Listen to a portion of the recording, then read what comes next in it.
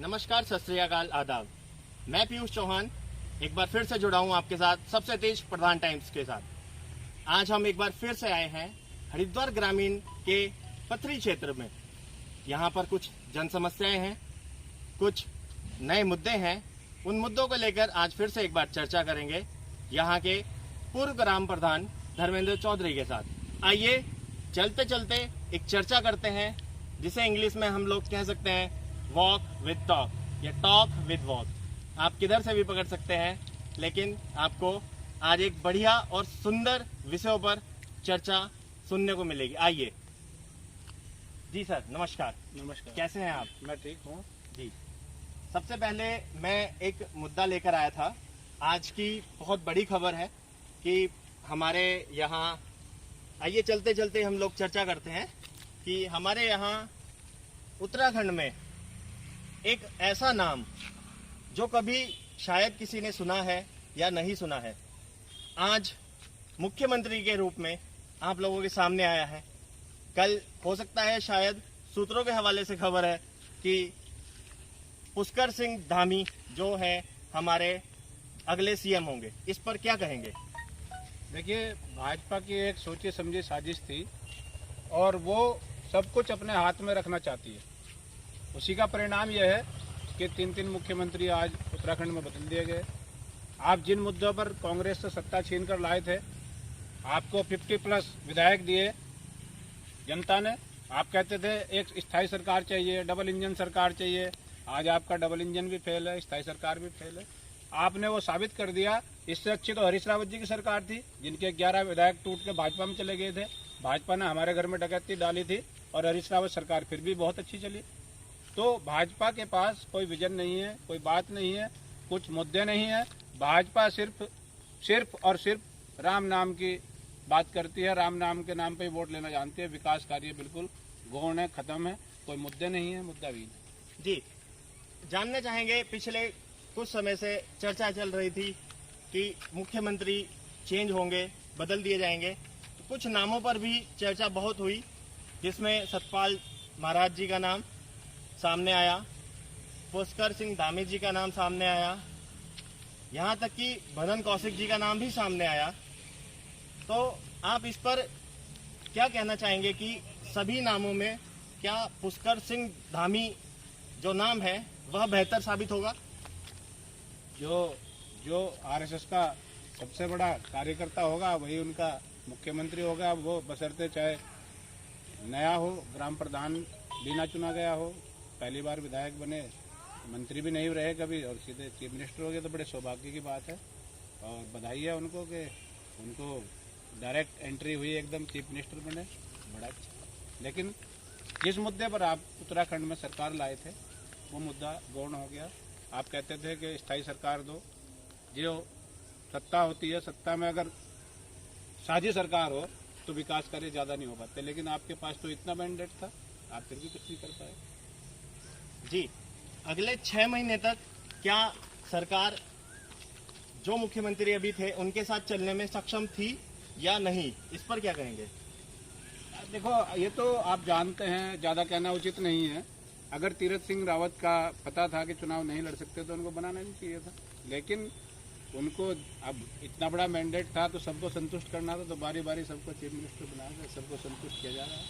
अच्छी बात है। जी, इससे लगता है कि शायद उत्तराखंड में चीफ मिनिस्टर की वैकेंसी निकली हुई है, ऐसा लोगों द्वारा फेसबुक पर, सोशल मीडिया पर मीम्स भी बनाए जा रहे हैं। हालांकि मैं उस ओर नहीं जाऊंगा क्योंकि प्रधान टाइम्स उस चीज की पुष्टि भी नहीं करता है। अच्छा, आप मुझे बताएंगे कि विपक्ष की क्या भूमिका रहेगी? जैसे अभी नए सीएम, नए चीफ मिनिस्टर हमारे कल शपथ लेने वाले हैं, तो विपक्ष की क्या भूमिका रहेगी?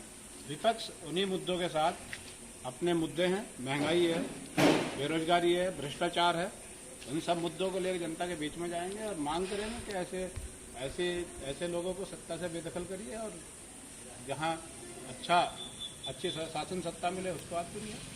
जी, चलिए, ये तो हुई आज की राजनीति की बात। अब कुछ युवाओं से और बेरोजगारी से जुड़ी चर्चा भी कर लेते हैं। पिछले कुछ समय में सरकार द्वारा लगातार युवाओं को रोजगार देने की बात कही गई है, लेकिन मैं समझता हूं वह पूरी तरीके से सही है या नहीं। इस पर आपके दो वक्तव्य। आपने कहा हर वर्ष 2 करोड़ नौकरियां देंगे, आपके सामने है। आपने कहा उत्तराखंड में 7.5 लाख रोजगार दे दिए, आपके सामने है। अब आपने इतनी नौकरियां दे दी, लेकिन हमारे गांव से मैं जितने क्षेत्र में घूमता हूं, लगभग हरिद्वार ग्रामीण विधानसभा पूरी घूमता हूं, मुझे कोई एक लड़का ऐसा बता दो जिसकी वर्तमान में नौकरी लगी। आपने वैकेंसी निकाल ली, नौकरी लगी और लगी किसी की नहीं, ये मेरी समस्या पर है।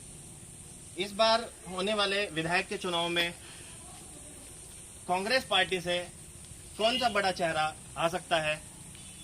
क्या वो नाम हो सकता है जो हरिद्वार ग्रामीण की दिशा और दशा बदलने की कोशिश करेगा? जी बताएं। ये तो हमारा सौभाग्य होगा कि हमारे बड़े नेता हमारी सीट पर चुनाव लड़ना है।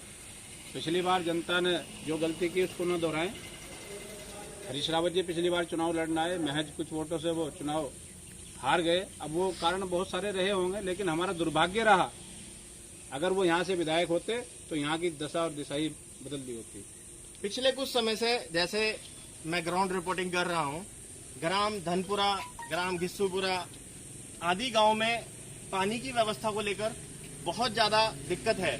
वहाँ के ग्रामीण बहुत ज़्यादा समस्या झेल रहे हैं, क्योंकि गर्मी के मौसम में जो हमारे हैंडपंप होते हैं घरों में वह बंद हो जाते हैं और बड़ी पानी की टंकी की कोई सुविधा नहीं है।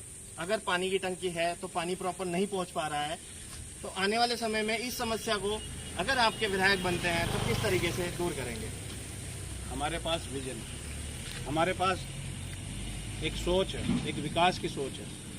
हरीश रावत जी जितने काम छोड़ के गए थे, या हरीश रावत जी ने जितनी सड़कें बनाई, मैं कहूँ तो जितनी सड़कें बनाई, उनके गड्ढे भरने का काम ये सरकार नहीं कर पाई। तो हरीश रावत जी एक राष्ट्रीय लीडर हैं और उनकी बहुत बड़ी सोच है। जब वो यहाँ से एमपी थे, लोकसभा के मेंबर थे, तो आपने देखा होगा सड़कें, बड़े बड़े प्लांट, उनके समय में आपदा भी आई, खानपुर का क्या हाल था, लेकिन वो अपने स्रोतों से उन्होंने पूरा दिखाया, अपनी उपस्थिति दर्ज कराई और 24 घंटे जनता के बीच में रहकर जो विकास कार्य कराने थे, इतना बड़ा बांध बनवाना, मथाना वाला हो, 26 पुल आपके औरंगाबाद से बिहारीगढ़ तक हो, ये बहुत बड़ी योजनाएं थी उनकी। आप देखो चंडीघाट के पुल पे अपने जल संसाधन मंत्रालय से आज भी काम चल रहा है, वो उन्हीं की देन है। जी चलिए, राजनीति से आगे कुछ और चर्चा कर लेते हैं। आज ग्राम अम्बुवाला में वैक्सीनेशन कैंप लगा हुआ था, तो वहां पर क्या मामला रहा, कितने लोगों ने वैक्सीन लगवाई, उसमें हिंदू मुस्लिम दोनों ही जातियों का कितना कंट्रीब्यूशन रहा? जी बताएं। आज अम्बुवाला प्राइमरी स्कूल में लगभग 300 लोगों के लिए वैक्सीन आई थी और वो 300 लोगों को लगी।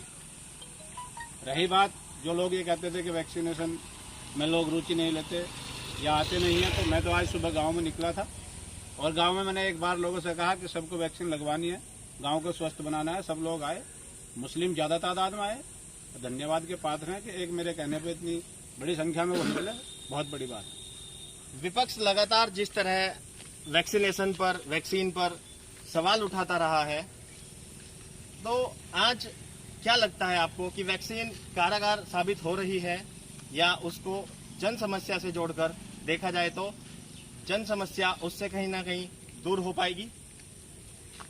विपक्ष ने कभी भी वैक्सीन पर सवाल नहीं उठाए। विपक्ष ने हमेशा कहा, अब इन्होंने वैक्सीन, अब भाजपा की वैक्सीन बना दो या मोदी जी की वैक्सीन बना दो, तो वो नहीं, लेकिन वैक्सीन है तो सब लगवाएं, सब तैयार है। जी चलते चलते एक आखिरी सवाल, क्या आप अपनी वैक्सीन लगवा चुके हैं और वैक्सीन लगवाने के बाद आपका जो रहा है आगे का जो प्रक्रिया रहती है, जैसे कहा जाता है बुखार चढ़ता है, तो आपका उसमें कैसा रहा है? देखिए, मेरी दोनों डोज पूरी हो चुकी हैं, परसों मैंने दूसरी डोज लगवाई है और मेरी तो इम्यूनिटी बूस्ट रहती है। मैं 24 घंटे खेत में, सड़क में, जनता में, इन सब में ही रहता हूँ और इम्यूनिटी बूस्ट रहती है। लेकिन एक वैक्सीन लगाना भी, सरकार ने वैक्सीन दी है तो हमको लगवानी चाहिए। बीमारी से लड़ने के लिए हमने वो वैक्सीन भी लगवाई, तो मुझे कोई ऐसा खास वो नहीं दिखाई दिया। मैं तो स्वस्थ हूँ, एकदम चंगा हूँ। जी। और पूरे कोरोना काल में लोगों के बीच में रहा हूँ। आपने देखा होगा कि मैंने लोगों की, जब लोग घरों में छिपे हुए थे, कोई नेता भी सत्ताधारी पार्टी का आपके बीच में नहीं आया, तो मैं लोगों के घर जाता था। और जो हमारे भाई, जो हमारी बहन, जो हमारी माताएं, बेटियां इस कोरोना काल में हमें छोड़ के चले गए, हम उनके लिए श्रद्धांजलि अर्पित करते हैं। और अब जिन भाइयों का हमने खोया है, हमें उनका बड़ा दुख है, बड़ा दुख है। चलिए, चलते चलते आप जनता को और हरिद्वार ग्रामीण के साथियों को क्या संदेश देना चाहेंगे? मेरा सीधा संदेश है कि जो आपकी बात सुनता हो, जो आपके बीच में रहता हो, जो इस हरिद्वार ग्रामीण का विकास करे, आपको उसके साथ लगना चाहिए। और वो है मात्र सिर्फ और सिर्फ हरीश रावत। वही इस विधानसभा को, इस प्रदेश को, इस देश को सही दिशा में ले जा सकते हैं। हरीश रावत जिंदाबाद। धन्यवाद। एक बार फिर से जुड़ेंगे आपके साथ कुछ नई खबरों को लेकर, कुछ नए मुद्दों को संजोकर। हरिद्वार ग्रामीण से पीयूष चौहान, सबसे तेज प्रधान टाइम्स।